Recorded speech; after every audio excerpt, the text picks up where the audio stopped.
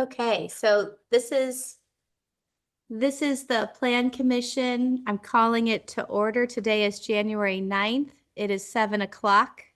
Abby or Daphne, can you assist me with roll call? Adams, Here. Bruce, Here.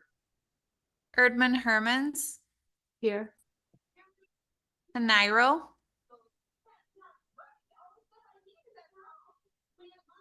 we'll give Nairo a chance to join. Summers. Here. Mayor Kuhn is present. Here. Commissioner Harp is absent and excused. Alder Nairo. I'm here. Thank you. Thank you. All right, is there, moving on to the minutes, is there any changes for the Plan Commission minutes of December 12th?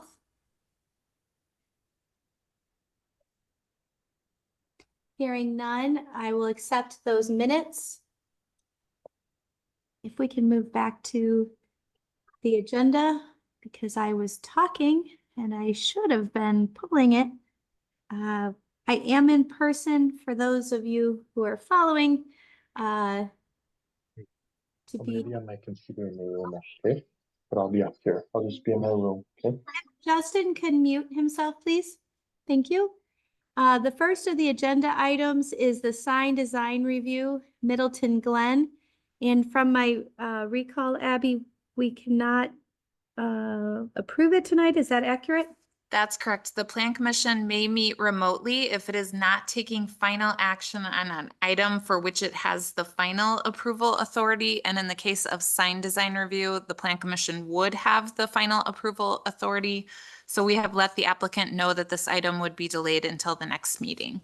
Okay. Do you need a motion on that, or is that enough to continue on? I don't think we need a motion. Alder Nairo has her hand raised. All right, Alder Nairo.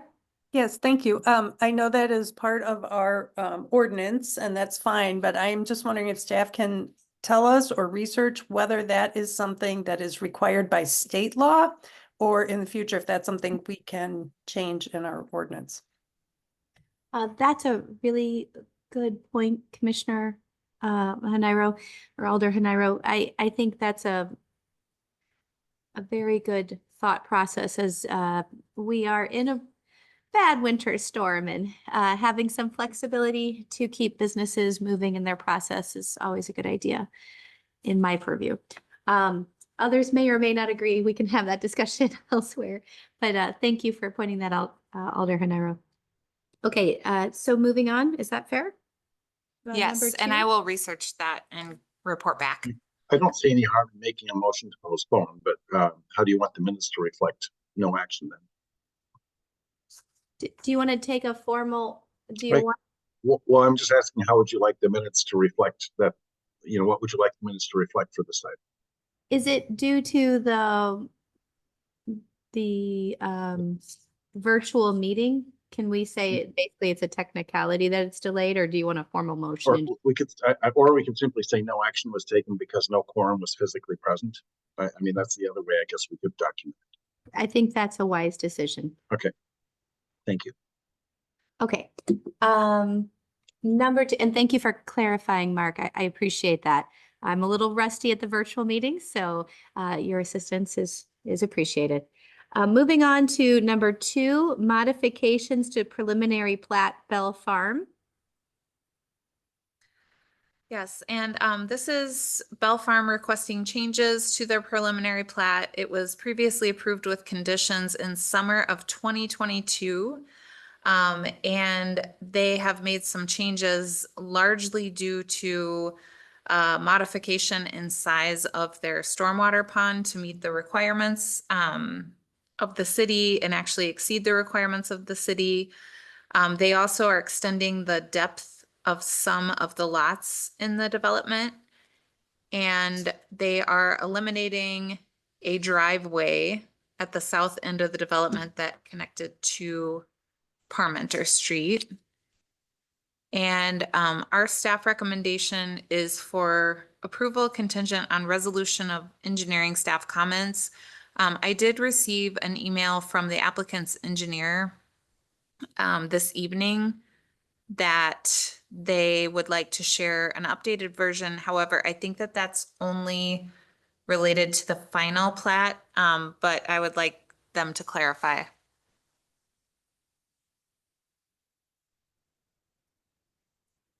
I can take that. I'm Bruce Holler with D'Onofrio Codkin Associates. Yes, the updated, the revision would just be for the final plat and not the preliminary, Thank or the you. clarification, I should say.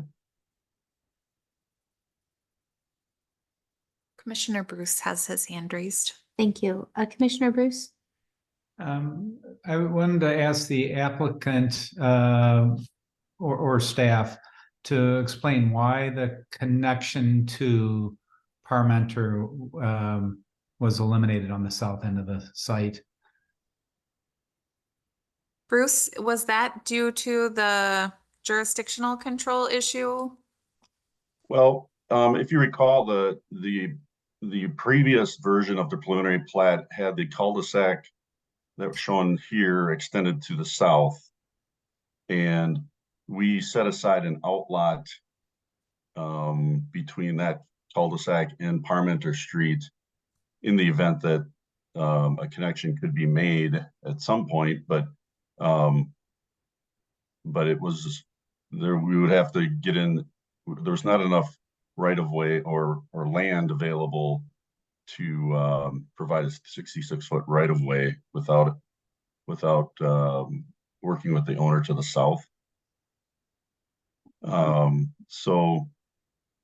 So we, after visiting the site and understanding the topography and the buffering that we were noticing along that south property line, we made a decision to maximize to keep as many trees on that south property line as possible, and minimize the amount of earthwork down on that south end. And in order to do that, we had to rearrange the ponds a little bit in that area, and it resulted in a few lots being eliminated and this cul-de-sac being moved to the north where you see it now. It's a little unfortunate not to have that connection. Just in terms of providing another access point out to Parmenter and relieving some traffic congestion and making the flow traffic would have been better with that connection. But I assume you looked at it seriously and you feel like this is the best solution. Yeah, and I mean, we also there's nothing preventing us from extending it in the future. Should the owner, when lot P52 develops, they may have a scenario where it makes sense to loop that, make the connection if they want to approach the neighbor to the south and work with them to obtain some more property to make that connection. They can certainly do that in the future.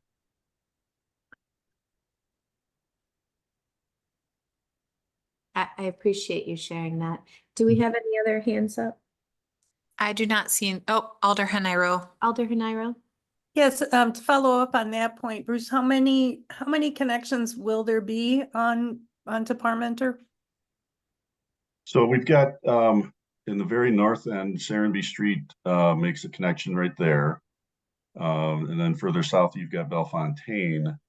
And then if you continue further south, there's a Runner Row is a connection into those to serve portions of lots 2, 3, and then the lots along Serenby there. Correct. Yeah. So there is a third connection at that location. Okay, thank you. You're welcome. As we are seeing if there's any more other hands up. Can you remind me if there's been a motion made? I think at this time we're just clarifying the layout, the planning. I do not have a motion. Okay, is there a motion from the commission? I'll make a motion to, that we approve or that we recommend approval to the common council contingent on resolution of engineering staff comments. Okay, is there a second?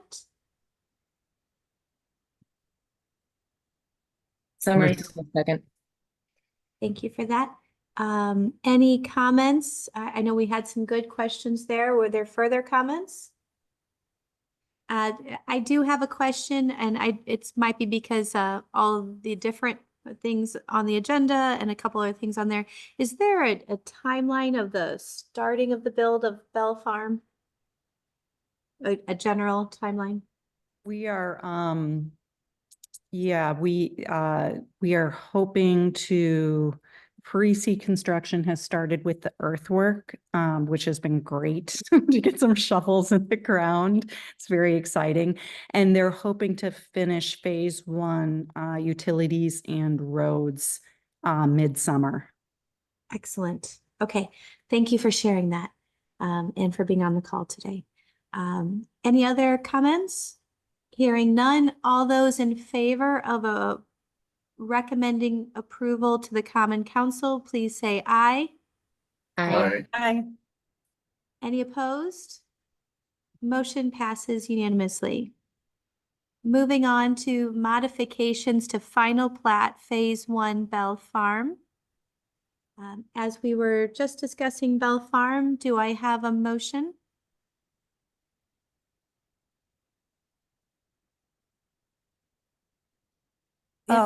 This is Hanairo. I'll make that motion to recommend approval of the final plat for phase one of Bell Farm to the common council contingent on the 6 items that are on the screen now. Thank you for that. Is there a Phase 2? So sorry. Is there a second motion? Commissioner Bruce will second that. Thank you. Any comments on or suggestions, questions on the modification to final plat Phase 1?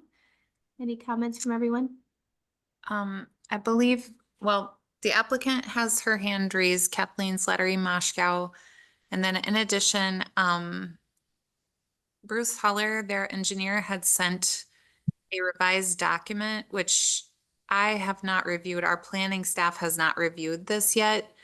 But my understanding is that he reviewed this with our Public Works Director this afternoon. Okay. And I was hoping that Bruce could walk through all of the changes that are being proposed here, but Kathleen does have her hand raised. Let's start with Kathleen, and when Bruce goes to walk us through the changes, I'm assuming that they're above and beyond the 6 listed.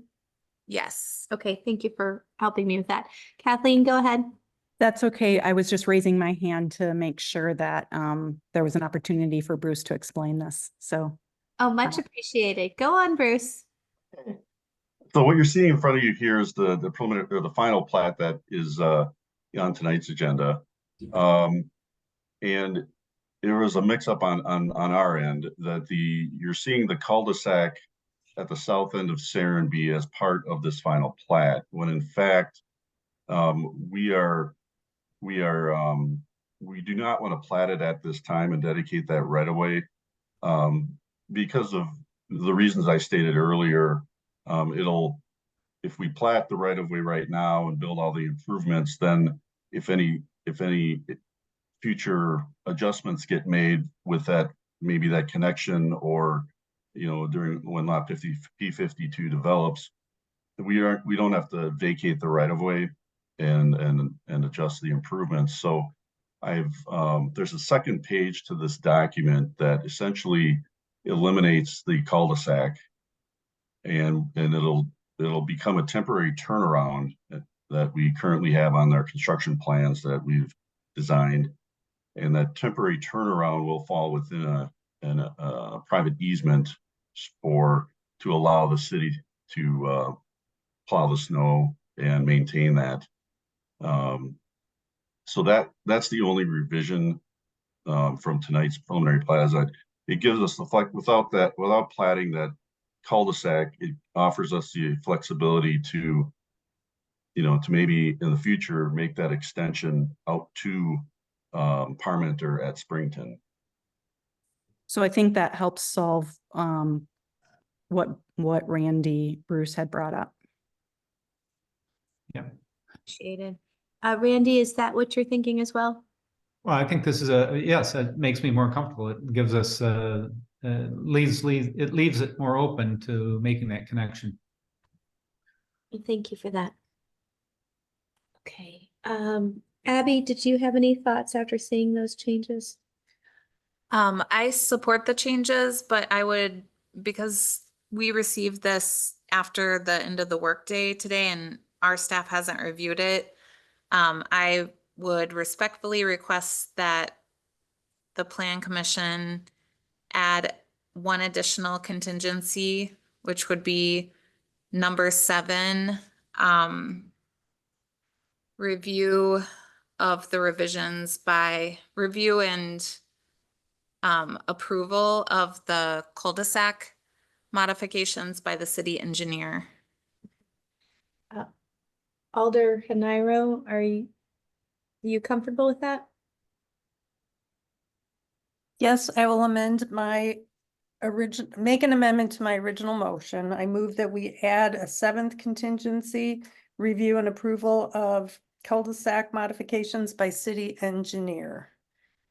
Excellent. Thank you for that. And can you tell me who seconded? Well, anyone can second this because it's an amendment and we should vote on the amendment and then we'll vote again on the entire motion, the amended motion. Much appreciated. Do I have a second on the amendment?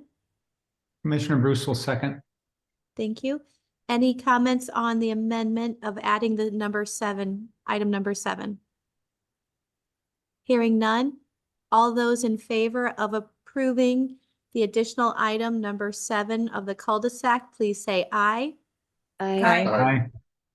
Any opposed? Motion passes unanimously.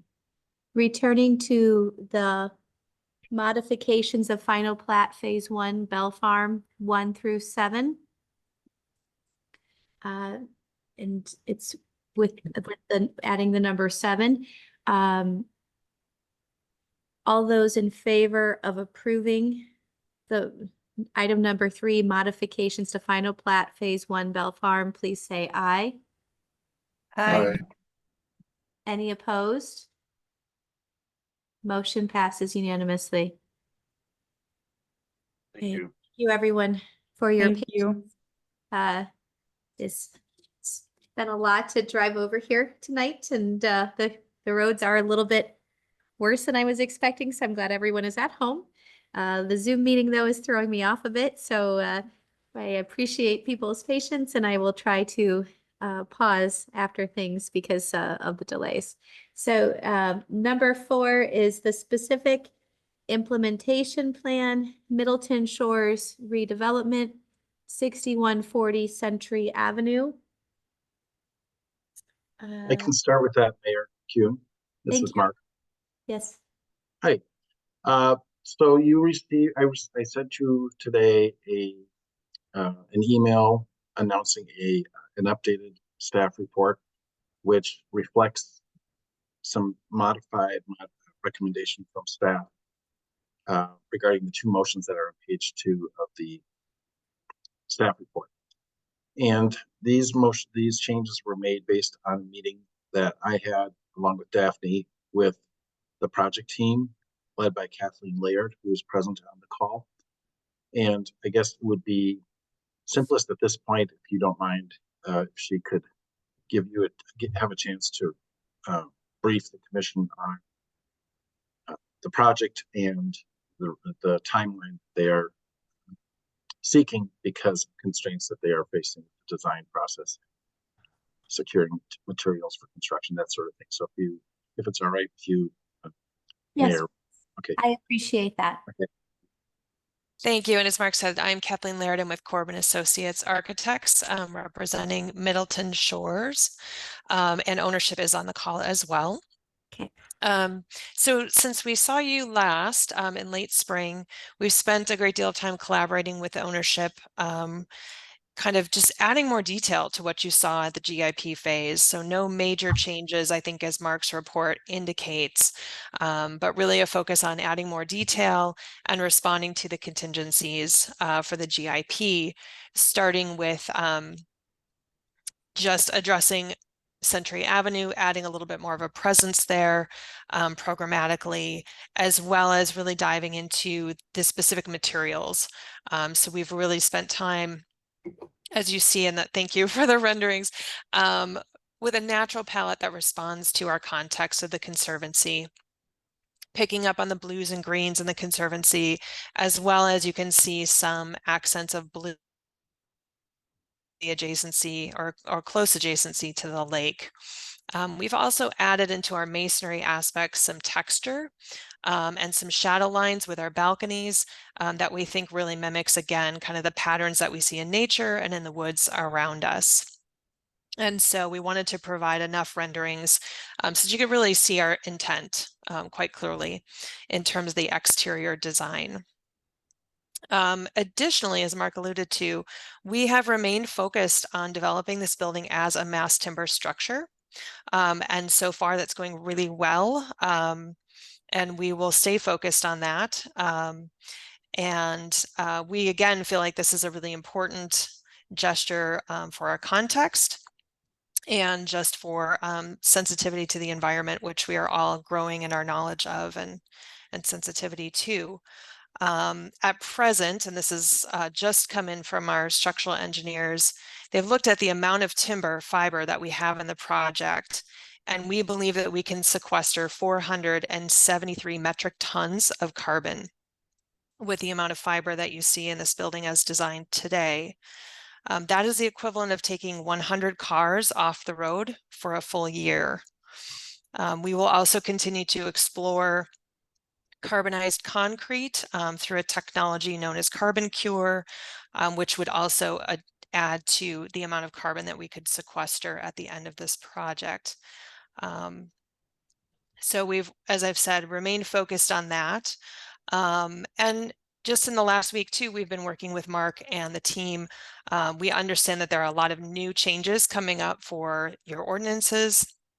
We've looked to see where we could stretch to address some of those, such as bicycle parking, EV chargers, and so forth. So we've made just in the last week a few adjustments to see if we could get a little closer to where you're headed. Also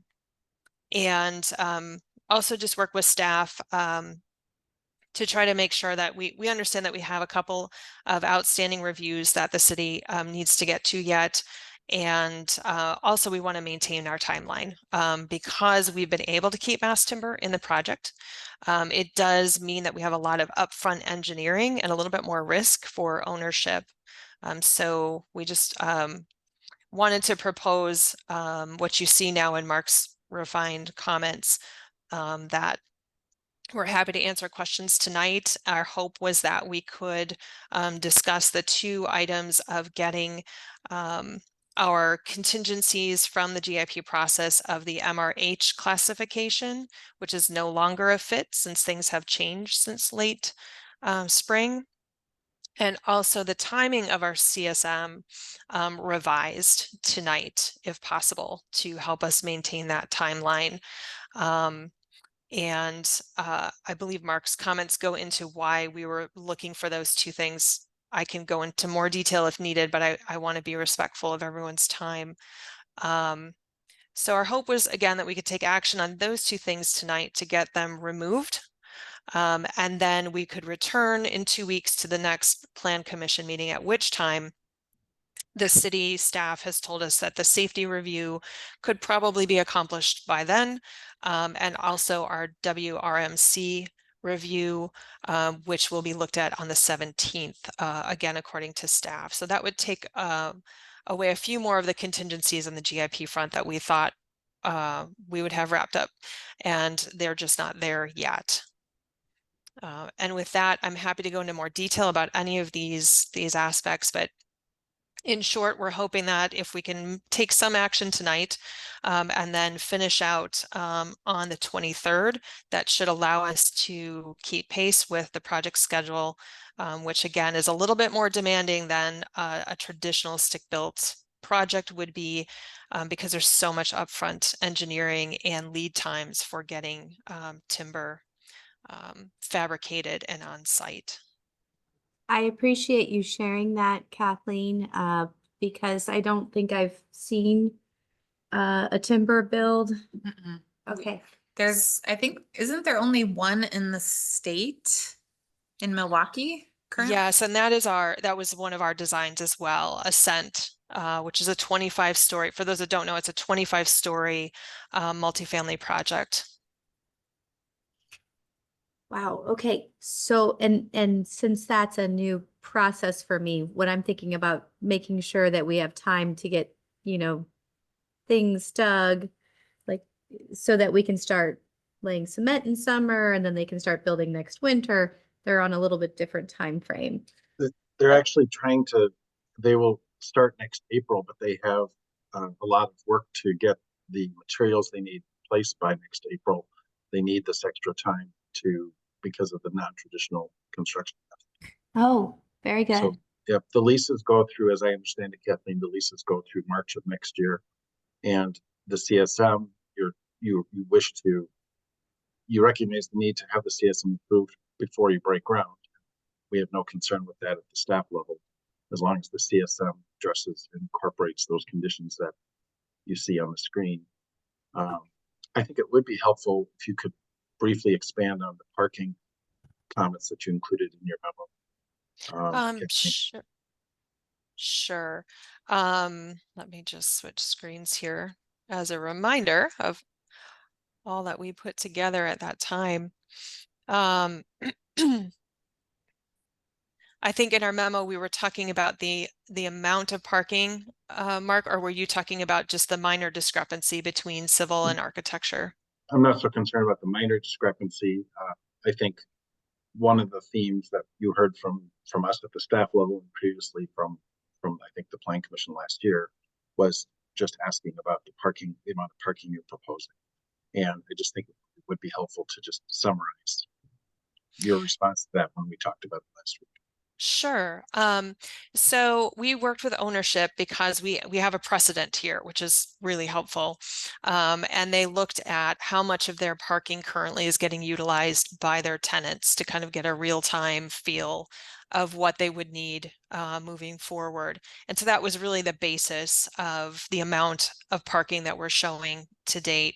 We are also building a little bit of what could be the phase 2 parking as well, because it makes sense at this time, and therefore would also, when we got to phase 2, give us a point at which we could adjust, because like many of you, our hope is that we all become a little less reliable or reliant, I should say, on our vehicles, and so up front we know that we need a little bit more. That can always be dialed back in the future. Was kind of our thoughts. And then additionally, because the 6150 building is losing some parking with this next phase, we are making that up as well.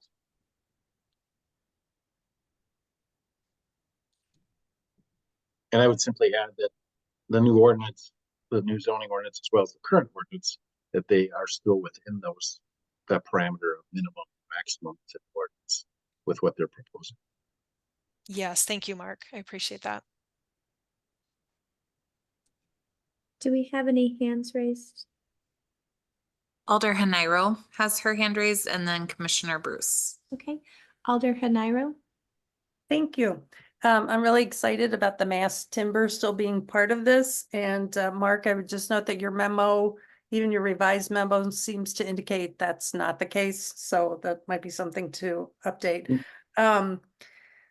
I'm wondering if, I noted from the memo, Kathleen, you mentioned the parking, since there won't be any 3-bedroom apartments, it's likely that, 2 spaces will be needed for many of the units. I'm wondering if there's a possibility of turning any of the 2-bedroom plus den units into 3-bedroom apartments?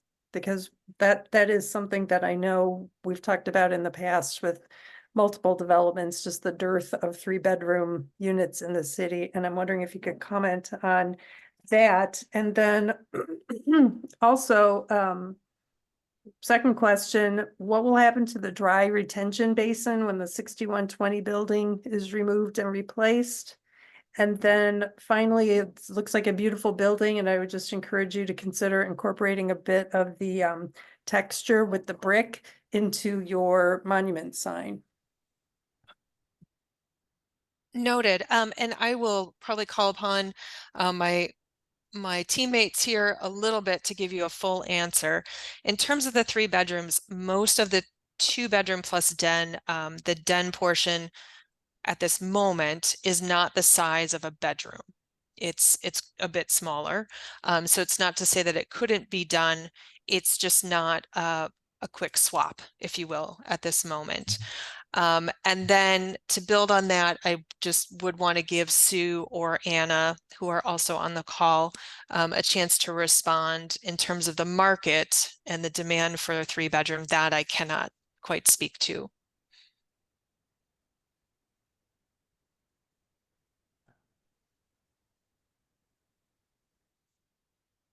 This is Sue. Do I need to raise my hand? Oh, go ahead, Sue. Okay. What we found is that in this is going to be one of our higher end buildings, that the demand for 3 bedrooms is not as prevalent as the lower level 3 bedrooms. It's I don't know how else to explain that. By the time you start pricing this by square foot, it gets quite expensive for a family.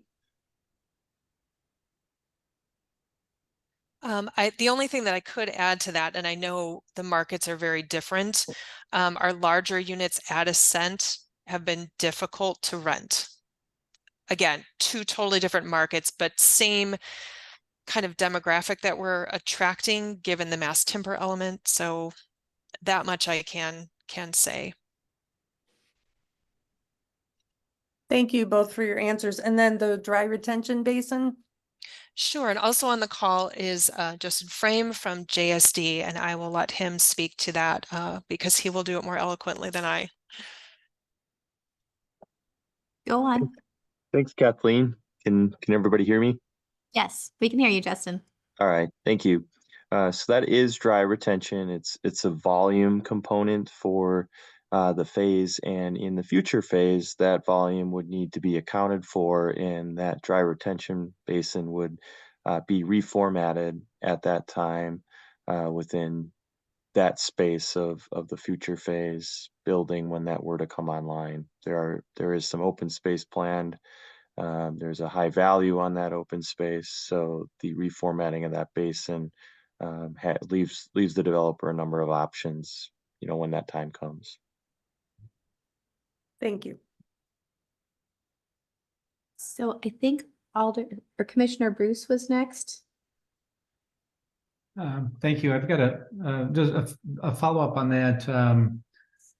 What alternatives, the dry basin will be replaced, and if I recall correctly, that site became more intensively used, and so less land would be available. So what have you looked at have you modeled that at all?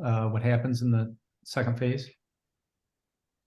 We have basically the footprint in the future phase resembles a lot of there's similarities in the size and scale of the footprint, fronting Century Avenue, with the balance of the open space to the north within that site plan. And so really this is designed to be usable turf. This space is going to look like open lawn, open courtyard for tenants to kick a ball, to walk a dog, those types of things. And that being one future alternative. The other future alternative, which was pretty challenging in the initial phase is we have a large underground storage volume component and device within phase 1 to serve a number of other stormwater management requirements, specifically treatment. But that is another option to kind of mirror that same concept. Granted, that system would be a bit larger with the additional volume added to that. But that is an additional option that we've looked at for the future phase. So both of them kind of take on a similar approach, kind of on a site-by-site basis versus the regional basis of the dry volume currently. Thank you. I did have a couple of other questions for the team. I'm not sure who's best to answer it, but if we look at the landscaping plan and the renderings, you see there are on Century Avenue 2 trees that are planted between the building and the bike path. And I would have hoped to have seen a number, significantly more treescapes along that building edge or along the bike path edge, just to help give a feeling of a buffer between the bike path and the building, and also just to help give a little bit of scale to people on that path. Is it possible to get more trees in that location? Yeah, it's a very valid comment. We do have a number of kind of competing interests in that corridor along Century Avenue. We have a new force main, sanitary force main that will need to traverse that space. We obviously have the easement for the public path. And then due to the grade at Century and the grade of the building and some of the limitations at bedrock that set the finished floor, we have a drainage and grading component along the front of the building that is very important to the conveyance of this site. Now, that being said, and the other item that I'll add, we do have some additional gas service and electric service that runs within the corridor right now that would need to be relocated, basically within the building footprint proposed. So we have a number of kind of competing items within that corridor. I think once CDs become more clear on the separation of those distances and the restrictions of some of those private easements, we may be able to get a few more trees in there, but there are a lot of components within the space between Century Avenue and the face of the building. Justin, if I can add, I actually thought of this as well, and I appreciate, Randy, the question. There's also significant overhead utilities that run Right. along this corridor, which Justin, I don't think you mentioned.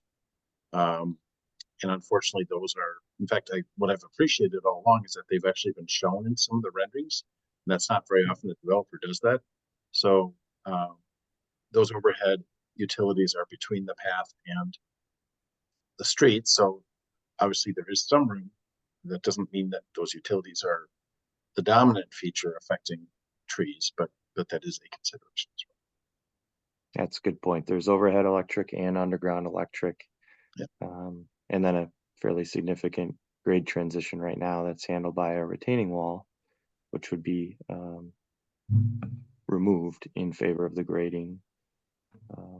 But I think that's a very valid kind of streetscape, urbanscape comment, and we can certainly review, what locations and what trees are adaptable to, wet feet from a period of time relative to the drainage.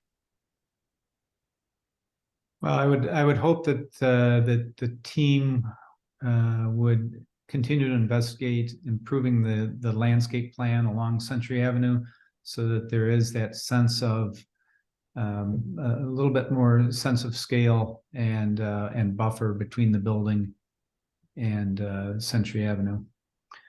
Commissioner Bruce, I just want to interrupt for a moment and Yep. say thank you, because I love my trees. And if they can't put in more trees, I'm okay with that. But I'm glad that you brought it up. So thank you. Yes. Continue with your questions. Yeah, thank you. This design, I'd honestly had hoped for more active spaces along Century Avenue than what we're getting. We're getting quite a bit of parking garage exposed at both the first and second floors. I'm not gonna battle that issue, but I will ask how the glass is going to be treated. There's glass that's you're showing windows in a lot of that space. How's that glass going to be treated, and what will passerbys see when they're looking at the building, night and day? Sure. And I'll just back up for a second. And we share your desire to get as much programmable space on that Century Avenue location as possible.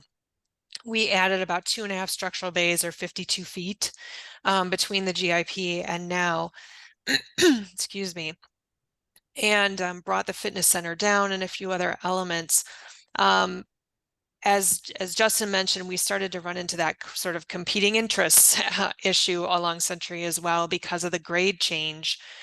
It made it difficult to put program space that could be accessed. We had bike storage initially, and then when we overlaid the needs of the stormwater system, it became difficult to have residents access that from Century Avenue paths and so forth because we're 3 feet higher.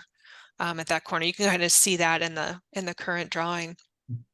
So we did end up having to pull that back over to the east side, which again wasn't our preference, but we were kind of in that position of let's work towards the greater good. And by doing what we did with the stormwater system, it allowed us to really, in phase 2, maintain that big open green space. So from a master plan standpoint, it seemed like the best trade-off. But again, we do share, the desire to get as much on Century as possible. And the glass? Yes. Pardon me. Additionally, with the glass, we are looking at likely like an acid etched or frosted glass, so that does allow transparency in terms of light, sharing light onto that public way, just enough to activate that space. And we're also looking at patterned glass options so that we would obscure anything undesirable to see, but again, allow light to pass interior and exterior. So. Just if you could just keep in mind, keeping it as visually similar to the rest of the windows as possible. Agreed. Yeah. That sometimes the frosted glass looks just like that. Just looks like frosted glass and not real windows. So whatever you can do to create that appearance would be appreciated. Absolutely. One final question. What is that blue covering that you've got on the window moles? Sure. So in between the window mullions, we wanted to kind of stitch through this idea of pulling that natural palette through. And so we've created breaks in between our window system to allow for some accent colors. We didn't want this to just be yet another building that we've all seen before. We wanted to create an extra touch that really spoke to the natural palette around us. That would be another fiber cement type that would be painted varying shades of blue throughout all 4 of the facades to kind of convey that extra element of the sky and the water.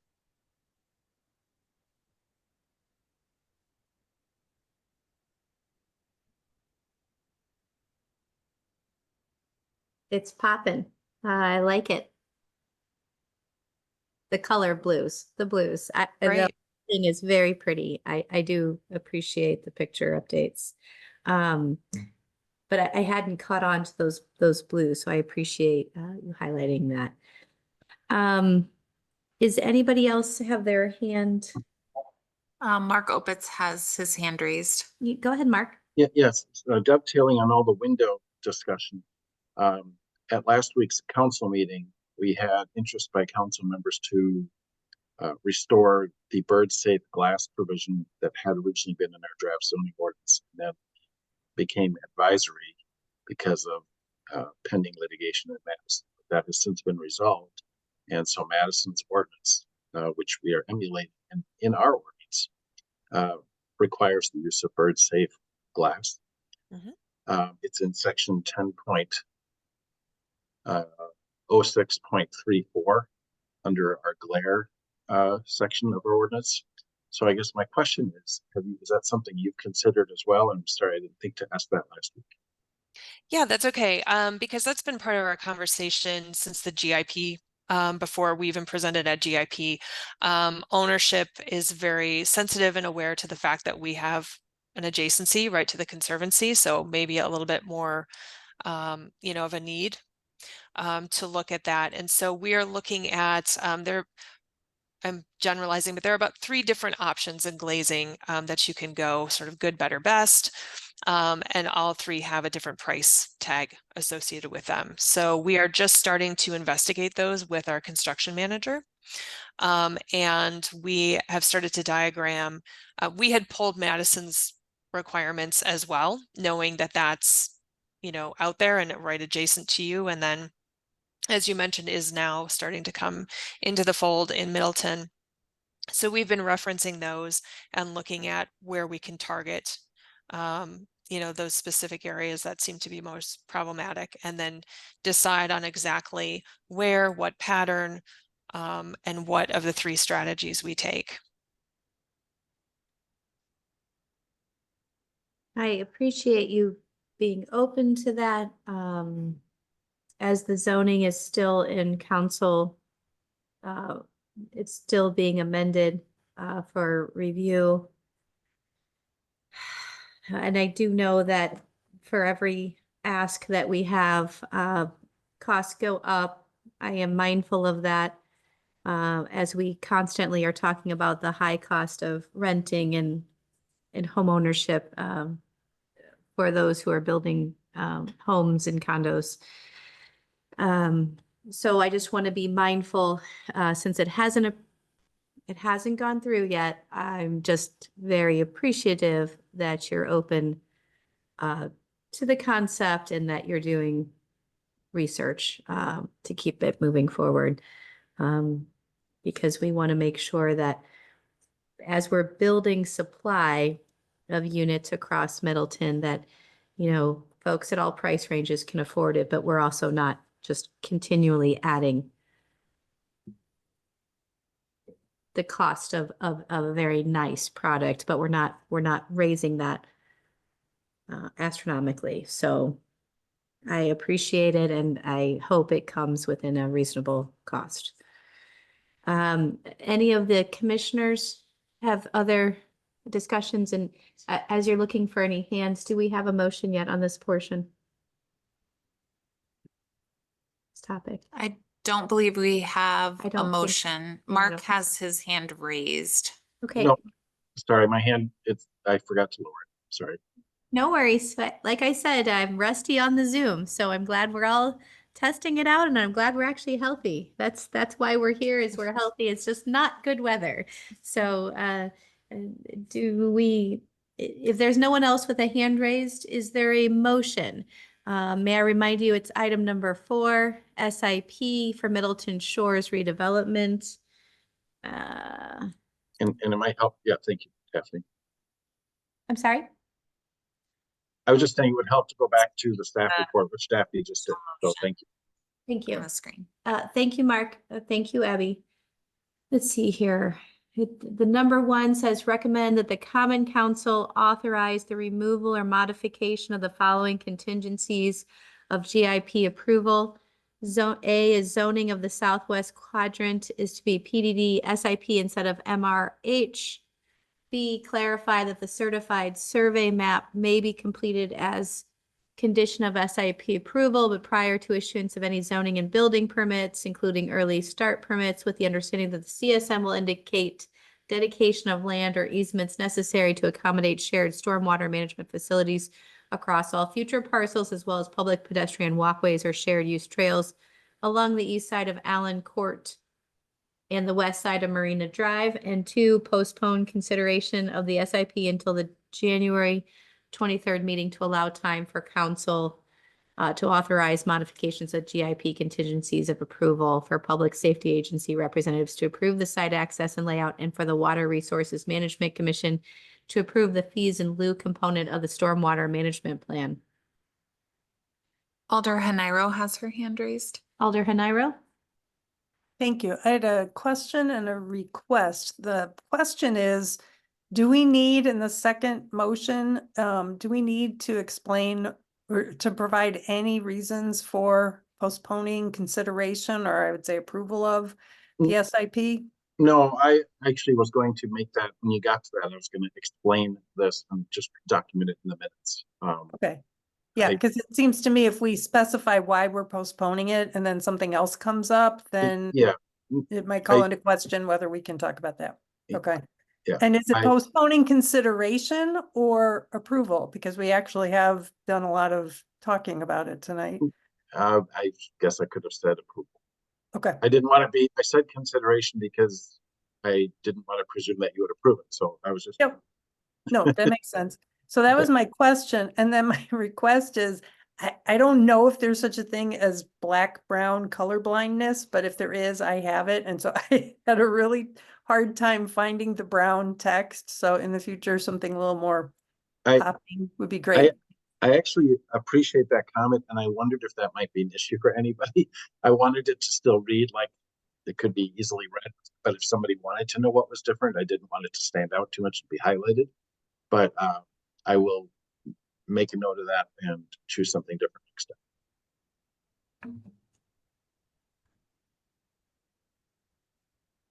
It's subtle.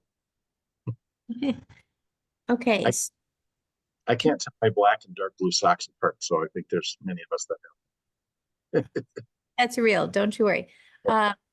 So Abby, are we asking for 2 motions? Is that accurate? Or is it one or the other? I think it's just number 1, item number 1, Okay. with the A and the B. With the A and the B. Okay, Mark, you look like you were trying to say something? Well, if that's what you want to do, is just number 1, that's fine. You're not taking action on the SIP that has the same effect as postponement. It's up to you, but number 1 was the most important, certainly. Okay. I don't see any harm in doing both motions consecutively, but if you feel only one is necessary, then the first one would be in order. Okay, can you repeat that? I'm sorry. I'm saying the first item, I'd like to help move the project along and to address concerns that the development team has.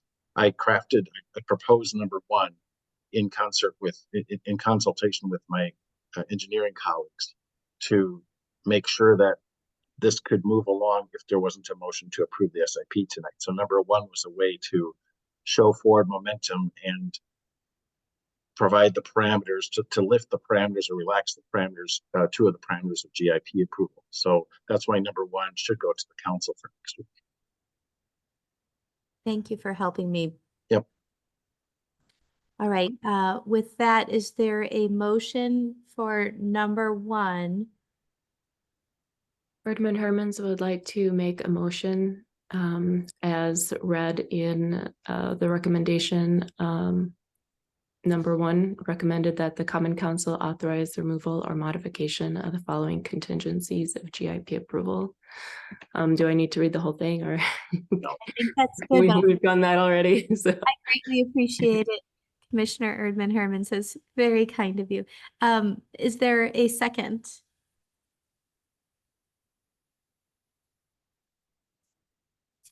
Adams will second. Thank you, Commissioner Adams. I greatly appreciate it. Is there any comments, suggestions, questions? Hearing none.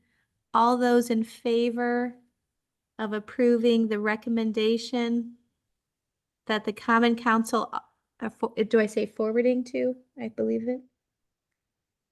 Approval. Recommend that the Common Council authorize removing the 2 contingencies. Okay. please say aye. Aye. Aye. Any opposed? Motion passes unanimously. So that will, Mark, so that will be on the next council agenda? Yes. Very good. Yeah.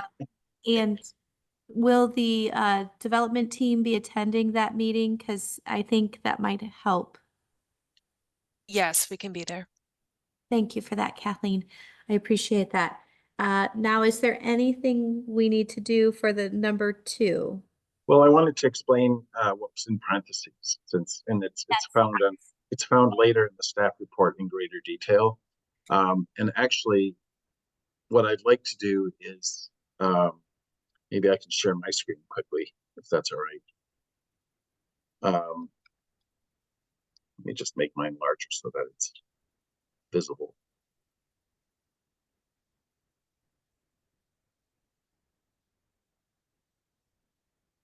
So I had asked let me see.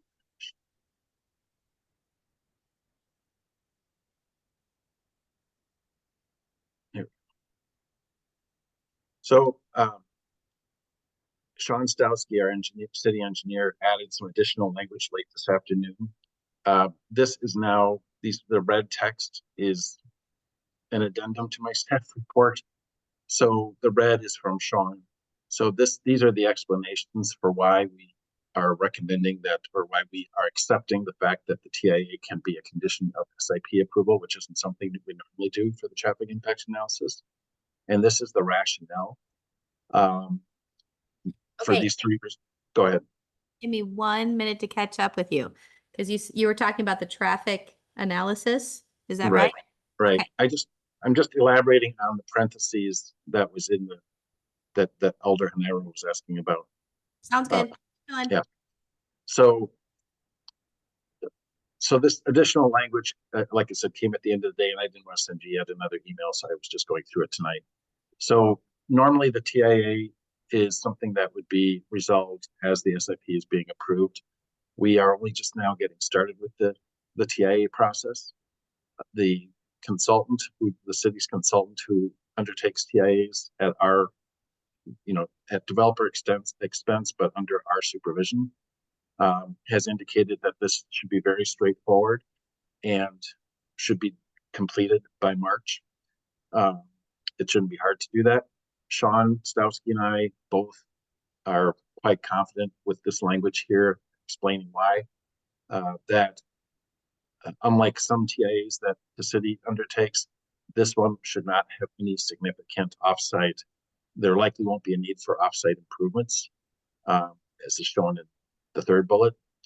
So the TIA will largely inform any modifications, if there's a need for any modifications to on-site improvements. So that's why we feel it's acceptable to, when you consider the SIP at your next meeting, when you take action on it, that it's acceptable for the TIA not to be completed by. I just wanted to make you aware of that this time. I appreciate that, and I think in the comments with the parentheses, it said, and making it part of our contingencies. Is that my recall, Mark? We don't need to worry about that right now. I just, maybe I could have handled that better. Understand that it will be done, and Right, it'll be before right. they dig a hole, so Right. that's understandable. Okay. Well, I appreciate that timeline, Mark, and giving us that understanding, especially with the light already there. As you know, traffic is just where my heart is in life. I'm saying that with a little bit of a moment, because there's always a request for new things on Century and Allen and University, and of course Parmenter and the highways and everything. So I hear about traffic, especially when there's every development. I know all of you do on the commission. That's not anything unusual, but this does make me find that seems reasonable, especially with the notes of it, that the traffic might be just more queued up in their own property, and at the light that is already there. Is that Did I Yeah. understand that properly, Mark? I think that's a good summary. And the second thing I wanted to mention is that this developer has also been responsive to engineering staff comments. We already have gotten those comments addressed. Okay. Those came back to us last week as we were close to putting the packet out. So I didn't want to put two sets of site plans, plan sets in the meeting materials. But they already have made good progress in responding to engineering staff comments. So Oh, nice. Thank you for yeah, letting. so we're, that's also a unique feature of this project is that they've been very responsive in addressing and responding to engineering staff comments and recommendations. So we'll have that all buttoned up. We should have that all buttoned up by the next meeting. Excellent. I appreciate that feedback, especially this time of year to get responses in early January when lots of people are still on holiday. So it sounds like they're on top of it. And thank you to the developers for sticking with us on this topic. At this time, does any of the commissioners have any comments on that? On what the traffic impact analysis forthcoming, or anything else in preparation for the January 23rd, including their response to engineering? Alder Haniro has her hand raised. Alder Haniro? Thank you. I'm just wondering if the Water Resources Management Commission has this on their agenda for next week? Good question. The answer is yes. Okay, thanks. Excellent, That's- Mark. Yep. That's one of the other details that we were trying to nudge along. So originally it was going to be February, but Eric Sorensen is nudging this along to be at the agenda next week. Oh, I like that. Working together across different departments. Love it. Okay. Any other questions, Alder Haniro? Sounds like no. Anybody else have their hand raised? I do not see any other raised hands. Okay. With that, are we done with this agenda item? Is that fair to say? I believe so. Mark, are we finished? Yeah. We can simply just hold this over to the next meeting. If there's no motion to postpone, that's fine. We can just hold it over to the next meeting. Okay. Very good. With that, I want to say thank you to everyone who attended our Zoom call. I think that's our first in a year or so. And for your patience again. I'm going to go ahead and adjourn and wish you all a happy new year. It is 2024. Have a great night, everyone. Thank you. Thank you. Right. Thank you.